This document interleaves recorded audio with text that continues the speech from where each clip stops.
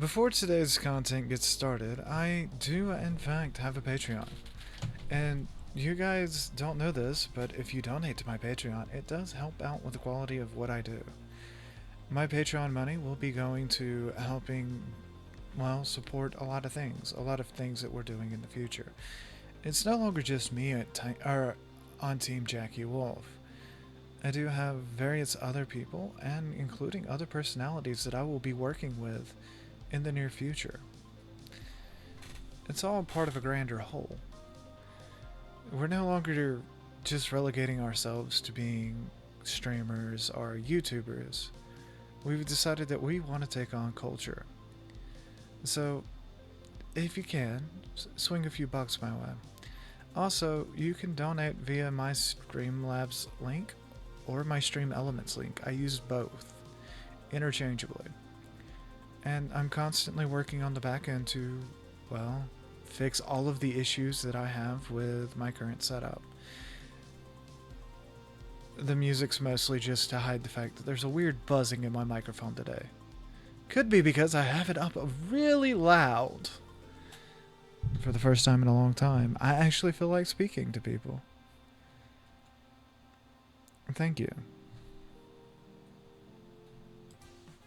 So, today we're going to be talking about how I feel about this rebranding of Twitter. I hate it. I absolutely do. The very first thing that I saw when I look at my phone now is I see this giant fucking X. And I use Twitter a lot to find out what people are talking about. I look around Twitter to see what my friends, coworkers, etc. are looking at. And I don't always use the brand account. I know I'm logged into the brand account today, but I don't always use the brand account. I use other accounts. And one of the things I absolutely hate about this is because of how ingrained in society it is. I feel like when I look at Twitter, I see this porn site now because it's just called X. And yeah, I'm not going to be able to just go, oh, well, X. That being said, that is just super fucking cringe. And I'll still be on the site, but I'm probably still going to boomer at Twitter because that's just how I am. That's not the content for today. I just had to get that off my chest. I don't even know what the content for today is. So, hi guys. And I know this is a sensitive topic because, well, you know, it does involve anti-LGBTQ plus laws and intersex people. My name's Jackie, and that's what we're going to be talking about today. Unfortunately, it's sobering, you know. And I'm not brought to you by Opera GX, but I do use Opera GX because, well, everything's at my fingertips when I'm at my desktop. And it allows me to talk about topics and see what's are trending on different social media websites fairly quickly. And I hope you guys are having a wonderful day. So, today we're going to be talking about this.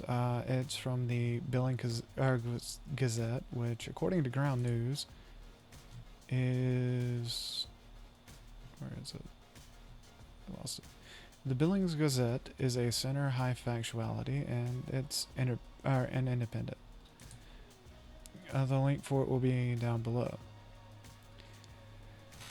How many transgender and intersex people live in the U.S.? Anti-LGBTQ plus laws will impact millions. Now, this also gives a breakdown of some of the worst states to live in if you're transgender or intersex, including my native home state of Alabama, which ranks 13th and is increasingly getting worse.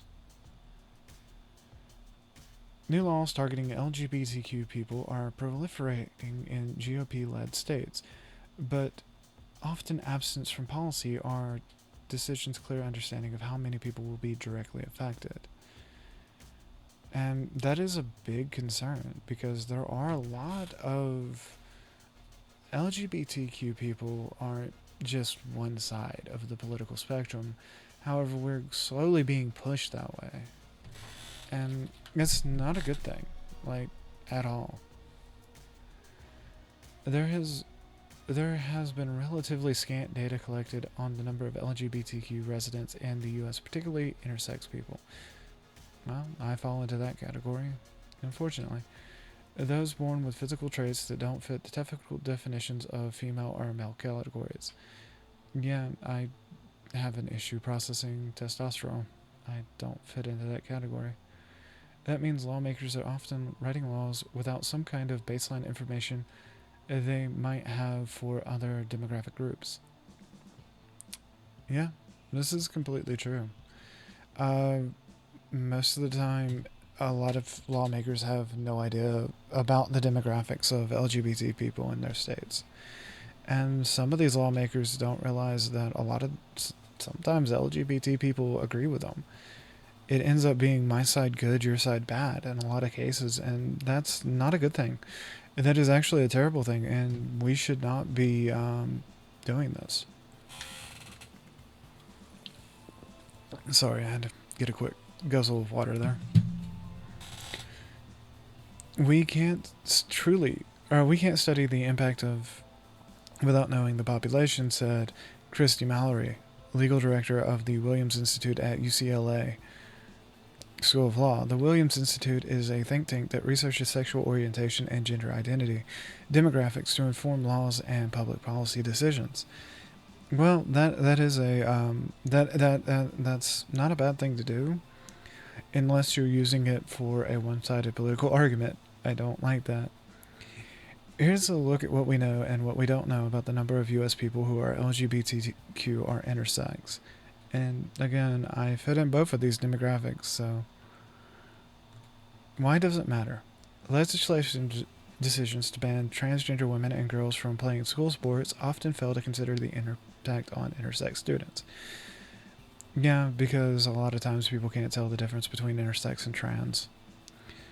New Kansas law defines a person's sex as male or female based on what it calls the biological reproductive system, identified at birth, leaving no room for no-binary or non-binary or intersex people, ignoring the existence of transgender Kansans. And again, I've often said I'm not 100% sure I agree with certain things with trannies playing in female sports or male sports. I think there should be a few limitations on that because I don't think it's fair to say that you identify as a girl but you're not on hormones and playing against girls. I also don't think it's fair that I think there should be some considerations other than just what you identify as. Mostly to protect and give a fair experience to all. Meanwhile, conversations about gender-affirming care bans were at times clouded by a discredited 2018 study that claimed kids might experience gender dysphoria because of peer influence. This led to erroneous suggestions that a number of trans people were inflated. So, when it comes to that study, there is some things I will say about that study that I will say I do agree with. There are people out there that do transgenders or do transition tongue tied that do transition because they think it will make them popular. I did it because, well, it's who I am. It's who I've always been, even behind closed doors. And a lot of people I've worked with over the years know that. Some of which have sought out to attack me or have said negative things about me. And it's really bad, but it happens. And I completely understand where they come from because a lot of people, well, they only see the news articles, or they only see the ones on TV or YouTube freaking out. They don't see all of us. So I do know where it comes from. We're a small segment of the population. I'm an even smaller segment of that population. But I have a lot of friends, and that's helping me get through a lot of my problems. Arguments based on discredited study helped gender-affirming care bans pass in Georgia, Idaho, and elsewhere, including my state. Although in my state, it's a little bit more complicated because the biological sex thing was technically already on the books before trans became a popular thing.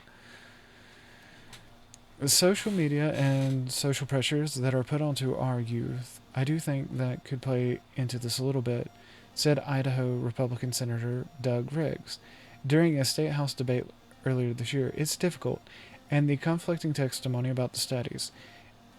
That there's good arguments that validate those, others that disvalidate that. And that is true. Like I said, I do believe that some of the hype and stuff like that does play into this. But I don't think it's 100%. While most states banned on gender affirming care have attempted to carve out exceptions for people who are born intersex, they could make it harder for intersex people to receive medical care, said Erica Lushaber, executive director of Interact, an advocacy group that works with the advanced rights of children born with intersex traits. Physicians and other medical who treat intersex people might be confused by the laws, are unsure of their potential liability, especially if an intersex patient also identifies as LGBTQ+, Labra said. So, I take estrogen because it keeps my systems working. And some of the benefits I actually like. A lot of people don't know that. I actually keep that away from my family. My family doesn't know a lot about what goes on in my body. It's not that they don't care, it's just that I don't want to become the political topic of discussion around the dinner table, as it were. How many people are intersex? Most advocacy groups estimate that 1.7% of people are born intersex, the equivalent of about 5.6 million U.S. residents. The estimate is based on a review published in the American Journal of Human Biology that looked at 4 decades of medical literature from 1955 to 1998 that estimates people born with extra or missing sex-linked chromosomes.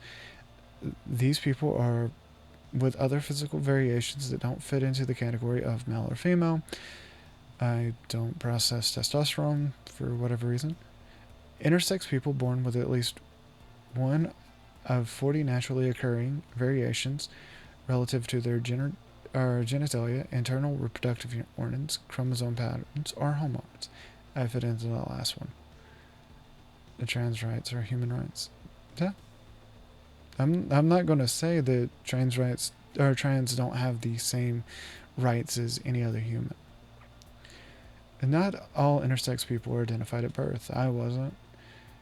And those who are may still be listed as either male or female on their birth certificate. That's because only about 16 states currently allow for a gender marker designation other than male or female on birth certificates, and not all hospitals have intersex affirming policies. I was born at a time when no states really had those, so some intersex characteristics may not be evident until puberty. Mine wasn't. I didn't go through puberty naturally. In fact, sometimes a person doesn't know they're intersex until they seek treatment for infertility or undergo unrelated medical procedures. That's how I found out. Others might only find out if they run across medical records from their childhood, because many intersex infants and children are subject to surgeries and treatments without their consent to make their bodies conform to categories of male or female. According to the American Academy of Family Physicians, since 2018, the AAFP has exposed medically unnecessary genitalia surgeries performed on intersex children. Yeah. I mean, in some cases it is medically necessary, because in some cases it can end up actually harming a child. And I'm in favor of that, but I'm not in favor of unnecessary surgeries to children. If they're born intersex and they're viable, wait until they can decide for themselves what they want to be if they're a herm, or if they're like me and they have a lot of internal problems. Not feeding them testosterone's probably a good idea, because I have a lot of body issues because of that. Some people never know they're intersex if they have what we think is a milder variation, well, like some versions of androgen insensitivity syndrome. There are plenty of folk with variations in sex characteristics who don't identify as intersex, and those issues might impact them equally. It's all about consent and autonomy, and I agree with that. I don't believe children should be subject to the same laws, but I do agree with everything is about uh, consent and autonomy. I also don't agree with rubbing my sexuality in your face, but that's beside the point. Hospitals aren't required to track information about how many babies are born with intersex characteristics. There has never been a nationwide survey on intersex status done by the U.S. Census Bureau, National Institutes of Health, or other government agencies that nationally collect demographic data. And that actually does sound like a very bad thing to me, because we track every other thing of data. Some states even track what guns you've bought, and that's also kind of wrong. It means there's not enough data to calculate sensitive. I gotta change this music. I don't like this music. This music's annoying.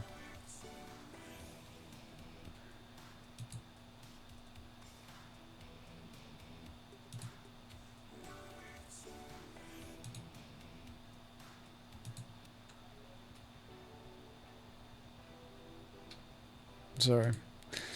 Yeah, I'm recording while live playing music. So sue me. I don't have the greatest setup in the world. And again, you can always donate to my Patreon or Streamlabs or Steam Elements, whichever one I have linked down in the description below, because that will absolutely help me out in the long run. That means there isn't that means there isn't enough data to calculate a definite population number. Yeah, that's true. Actually, most Western countries have no idea how many intersex people are born in those countries at all. And it is something that is, well, it's rather discouraging as a person in my position. Because I know, and a lot of people don't know.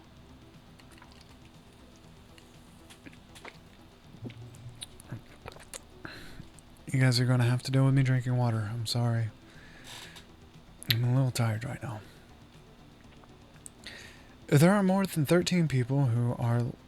Yeah, there are more than 13 people.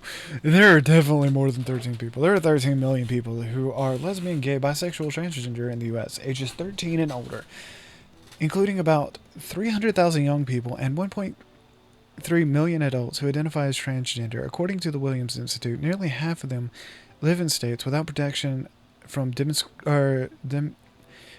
discrimination in work, in school, in housing, and public accommodations and credit. And that is absolutely true.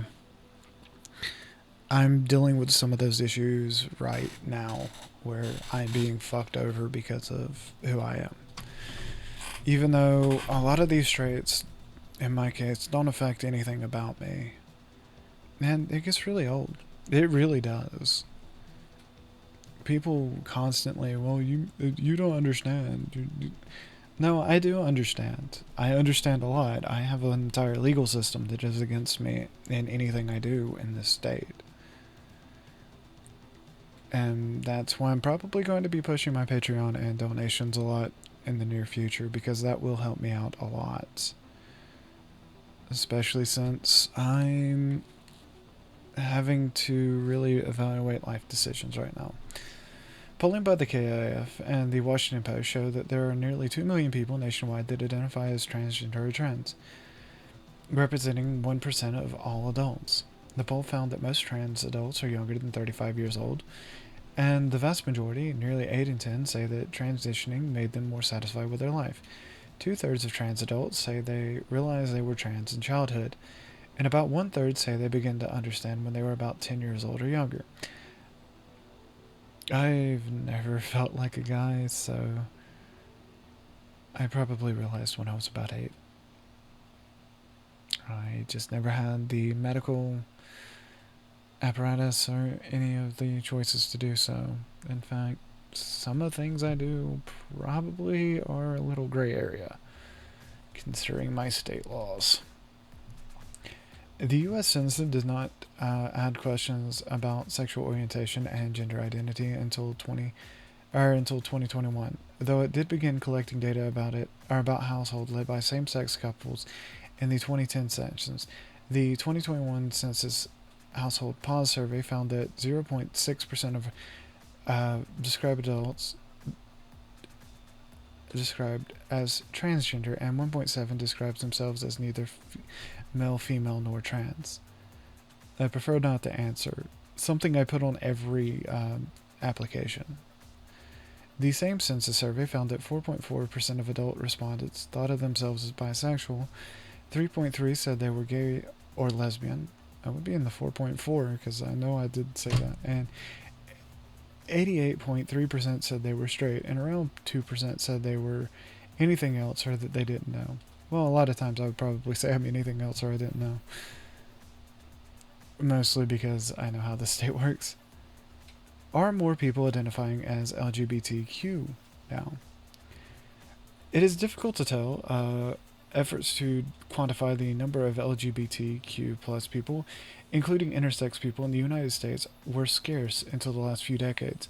The stigmata likely prevented some from disclosing their identities.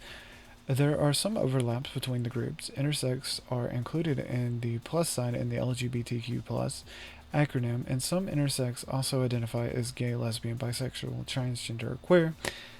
I identify as bisexual, but that's beside the point. From their demographic studies in 2017 and 2022, the Williams Institute noticed a slight increase in the number of young people identifying as transgender, but Mallory said additional research would give them a more accurate picture. I'm not 100% sure on that, because there is a lot of negativity to identifying as such things. In fact, it is one of those things that a lot of people don't understand. The kind of data collection on transgender status is very new for youth. And in some of the increase would be more states are asking about transgender status during surveys of high school students, Mallory said. But some of it is probably youth feeling more comfortable identifying as trans. Yeah. So, anyway, states with the most LGBTQ hate crimes. And Mississippi actually fucking surprised me, being very low. Delaware, Rhode Island, Wyoming. I could see some. That one surprises me. West Virginia being that accepting. Louisiana. Montana's pretty cool. Arkansas, Nebraska, New Hampshire, North Dakota. North Dakota attempted and failed to pass an updated hate statute in 2023. The testimony from the bill's hearing claims that North Dakota ranks 51st out of all states, plus the District of Columbia, for LGBTQ protections. But it's not a bad state to live in. Iowa, Kansas. We're starting to get up there. Oklahoma, Connecticut, Arizona, Tennessee. I'm actually surprised about Tennessee because Tennessee has a lot of very anti-LGBT stuff on the books now. South Carolina, Virginia. We're starting to get up there. Indiana's not ranked great. Notice these numbers are going up. Wisconsin, District of Columbia is number 17. The nation's capital is not very good for LGBTQ people. Maine, Utah, and these crimes are going up, as well as restrictive laws. Nevada. I like that Nevada is that. In 2023, Governor John vetoed a bill barring people convicted of hate crimes from owning guns. At the same time, I don't have a problem with. Okay, my issue with hate crimes is that's too broad of a definition, and owning guns, that's a dumb bill anyway. In the same time, Nevada legislators are attempting to bolster a bill for civil rights of LGBTQ Nevadans by creating a caucus. The two bills in the caucus are reintroducing one in Alabama, hate crimes 36, and that's actually a very much higher number than 36. I can tell you that from experience. And anti-gay, bisexual, I mean, it just gets bad. Although Alabama's state legislation passed a 2022 restricting issues of gender identity in schools, criminalizing gender affirming care, activists in the state have accomplished LGBTQ plus inclusive and non discrimination legislation in the localities of the Birmingham and University of Montevallo. Yeah, pretty much, but you don't want to live in Birmingham, and Montevallo is a university town. Activists hold the vigil for victims of hate and violence of Alabama every year at the state capitol. The vigil is held in Montgomery on the anniversary and beating of Billy Jack Gatherer in 1990. In 2023, a vigil was held with a moment of silence for Diana Martin, a black transgender woman who was found shot in her car in 2019. And yeah, no, it just gets worse from here. But yeah, Alabama is actually one of the worst states to live in if you're not a heterosexual Christian. North Carolina. North Carolina is currently advancing a bill that would limit instruction about sexuality and gender identity in K through 4 classes. I don't know if you should be talking about this kind of thing in 4th grade or below. I honestly think this is something for. I think there's a lot of things on both sides that are very wrong about that, so I'm not sure about that. Changing the nature of schools and belonging for LGBTQ plus youth in a report in 2021. Southern LGBTQ Experiences Survey, Carolina teens reported experiences of violence and discrimination. 76% of LGBTQ plus respondents in the state reported that emotional violence related to their identity, and 21% reported physical violence. The top places were the states. Yeah. It, like I said, I don't think that all physical violence is reported because I know how a lot of southeastern states work. Kentucky, Missouri is number 10. Georgia, which actually surprises me that it's worse than Alabama and Georgia. Minnesota. Oregon, which is another state that surprises me. Michigan, which Michigan doesn't surprise me, believe it or not. Colorado, another one that surprises me on this. Massachusetts, Ohio, which is this northern Alabama, if you've ever heard me speak. Washington State is actually fairly anti-LGBTQ. Texas is number 1. I am actually surprised Florida was not higher up on that list. And it does concern me that Alabama is fairly high on that list. So when it comes down to it, there is a lot of problems on both sides with all of this. All of this going on, there is massive issues. Like, when it comes down to, I don't have a problem with people identifying how they identify. In fact, I think it's kind of stupid the way we do things. And I'm not some gender theorist or anything like that. If you're an adult, you do what you want to do to your body. Now, I will say that I have seen instances where I believe that children are being groomed to be sexually used. I have seen instances where children have been kind of pushed into a certain identity that they probably wouldn't have picked naturally on themselves. But when it comes down to it, doing legislation that blanket hurts everybody doesn't fix the problem. If anything, it makes it worse. I'm not anti anything when it comes to adults. If an 18-year-old, because that's the national age of consent, decides that they want to start taking hormones, well, they're 18. I hope they get counseling and talk to people before they do it, but at the same time, it is what it is. It's one of those weird things. It's kind of a gray area for me. I don't have a problem with a 16-year-old saying they're a girl. If they want to be a girl, they have to do the work. if that's where you want the age of consent. I think that's one of the biggest problems we have with this, is what is the age of consent? We know what the age of consent sexually is. We know what the age of consent to sign a contract is. We know what the age of emancipation is. But we don't know what the age of consent when it comes to transgenderism is. And I'm not saying that as the identity or the religion behind it, but the feeling of being trans. And not feeling like the person that, or the gender you were assigned at birth is not a new phenomenon, despite what a lot of people want to say. It's actually a fairly old phenomenon that a lot of people don't seem to understand. Now, I'm not going to sit here and harp on everybody's a Nazi or anything like that. That's not my style.